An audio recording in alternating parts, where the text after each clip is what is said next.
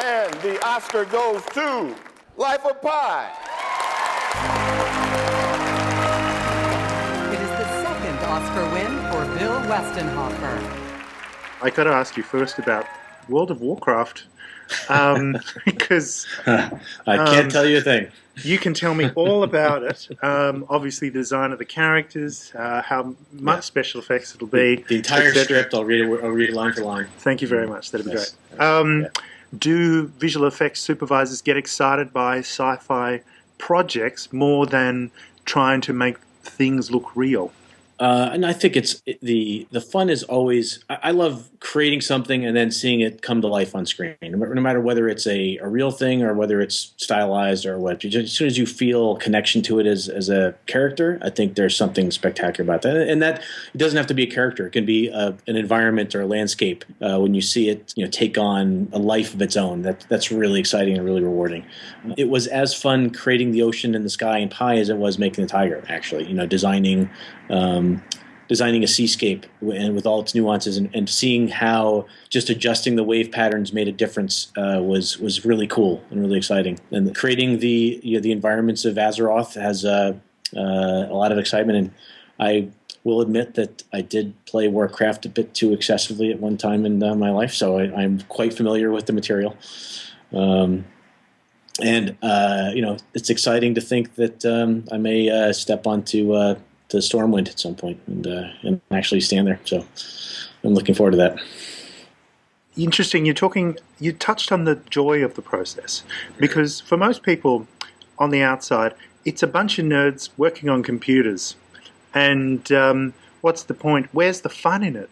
How can there be fun in moving these images around? Well, I mean, that's where the misconception, I think that's what we are fighting as an industry right now, is the perception that it has been viewed at times as a commodity. I've seen people literally online describe it and say, you are nothing but a tool for the director.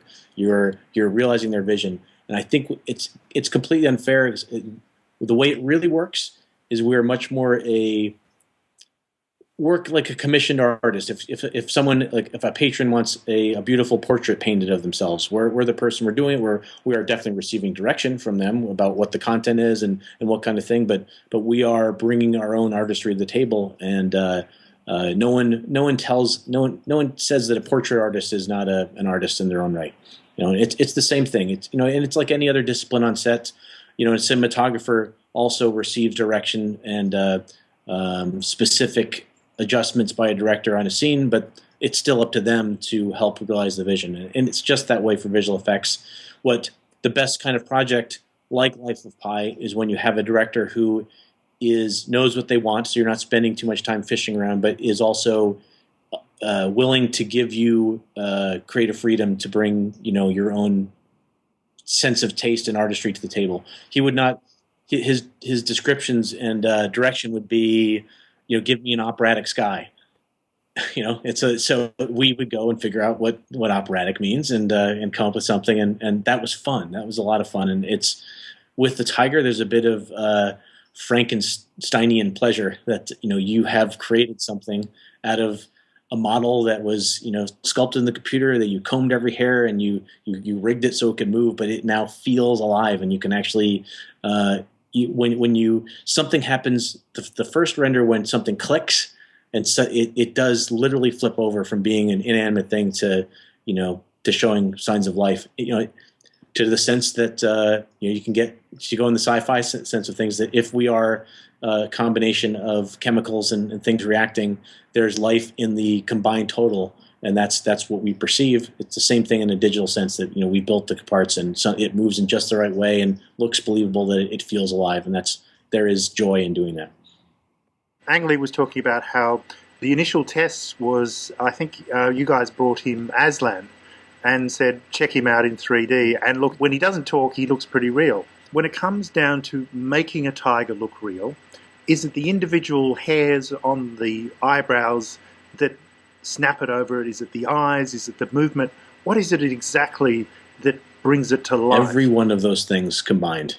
There's no detail that is too small, unfortunately.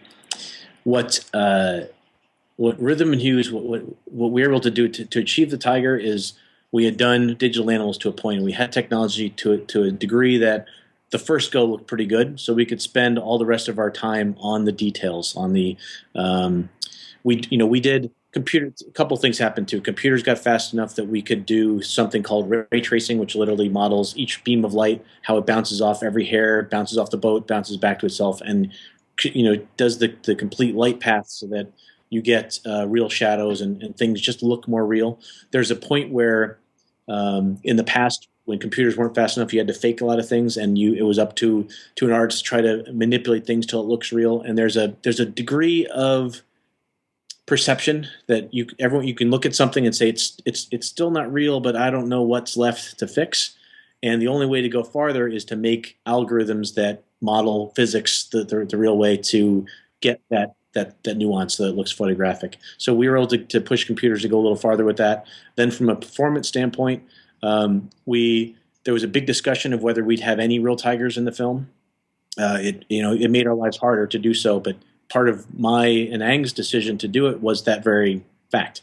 It would set a bar that we couldn't shy away from.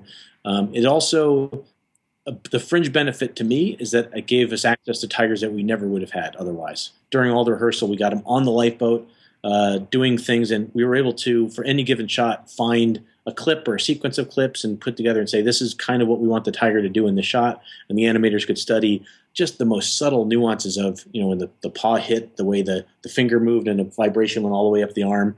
That if you didn't have, if you're going to animate a pitcher, for example, on a baseball team, if you look at the frames one at a time, there are in between frames that you would never think a human body could achieve. And it's the same thing with the tiger. There are poses that if you're an animator and you're looking at your keys, you look at that and say, that's all wrong. You can't possibly have that. But it passes through that really quickly, and that gives that extra weight and sense of realism that having that reference really helped us to do. So it was all those things combined, modeling things, the chromatic aberrations as simulating a lens as the light went through it. Those things combined that made it achieve what it did. And then it did help that it didn't have to talk. Now, you've been working in visual effects in Hollywood since 1994, and you firsthand can track the history of special effects and the quality of special effects.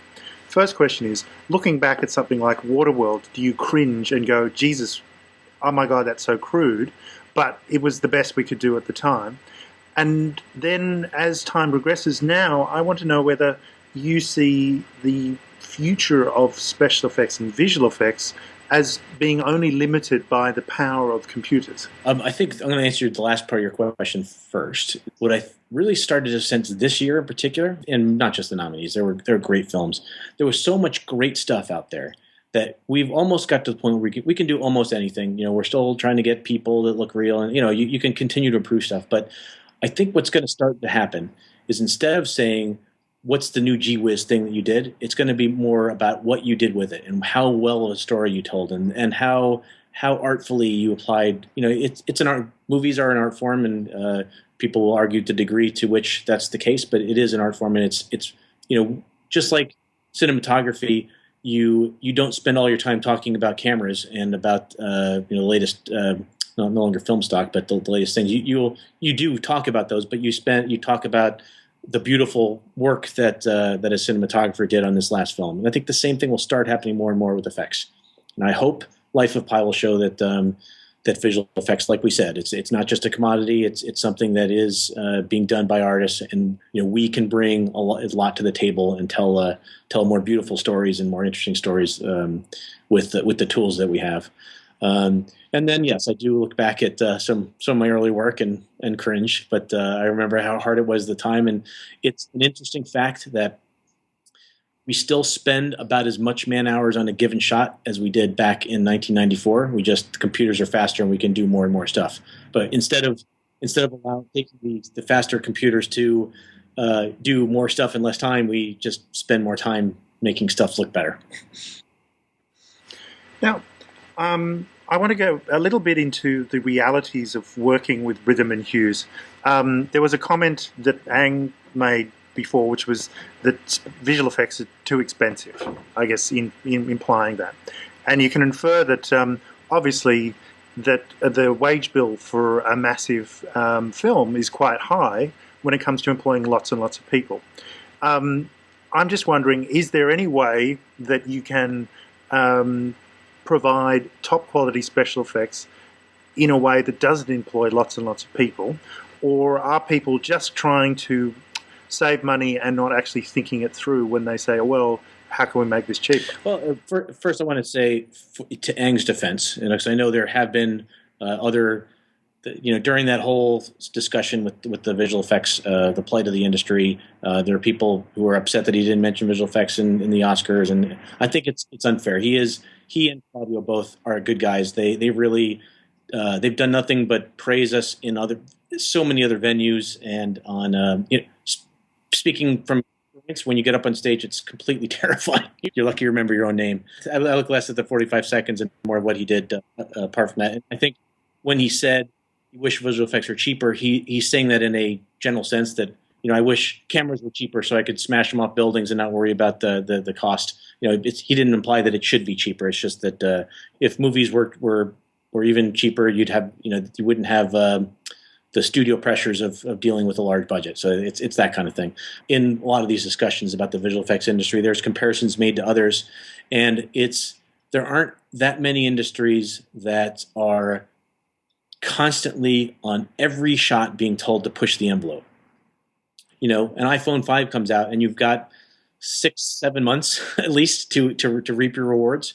With visual effects, no director ever comes to you and says, "I want to see what I saw in the film last month." It's, "I want to see something no one's ever seen," and we are being asked to come up with a price for something that hasn't been designed or isn't is something brand new. So we're always leaping off the cliff with a piece of cloth and some string and hoping to make a parachute. If the audience were to accept. Not ask for new and better things, then yeah, it could be done cheaper and with less time. All right, I got time for one more question.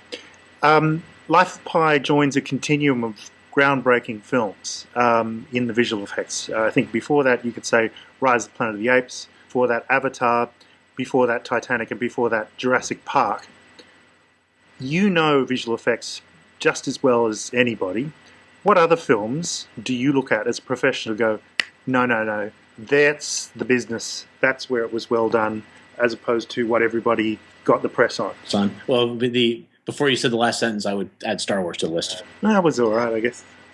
I love little subtle things. We did some work on Moneyball, where it was just putting stuff in crowds, and it was done. That was an example of something done really effectively. It was actually done with 2D, like they just filmed a bunch of people in front of blue, and they came with a clever way of. They had stadium floor plans and found a way of copying around and controlling them that way. There's little subtle things like that are really great. That things that you wouldn't even know those are completely invisible effects. I really appreciate those. Gollum, the last Gollum in the Lord of the Rings was fantastic. That's one of the closest I've come to thinking that's a. He still wasn't human, but it was completely believable as a creature. Jurassic Park was the one I had decided that I wanted to do visual effects. I was actually going to grad school and studying graphics algorithms, and that came out, and that's when I said I got to get my butt in the car and get out to LA as soon as I can, because that was I grew up playing. I had little dinosaurs, and you go in the backyard and loved dinosaurs. Drew pictures of them as a kid, and to see them for real on screen was insanely credible. The weirdest thing is how much of it works in 3D, because he shoots with that depth of focus anyway. So it's really interesting. Speaking of 3D, I was actually not a big 3D fan going into Life of Pi. I loved Avatar, and I wasn't going to too many other things in 3D. And I think what sets it apart, sets good 3D apart, is less about. It's not so much a discussion of post-conversion versus shooting native. It's whether a director thinks about the thing in 3D from the get-go. And that's exactly what Cameron did, exactly what Aang did. With 3D, the discussion is, with 3D, do you let the audience choose where they're going to focus and where they're going to pay attention? And it's like anything else. With with a director wants you to look at a certain thing. So you put focus in, and it helps direct you to where we wanted you to pay attention on the screen.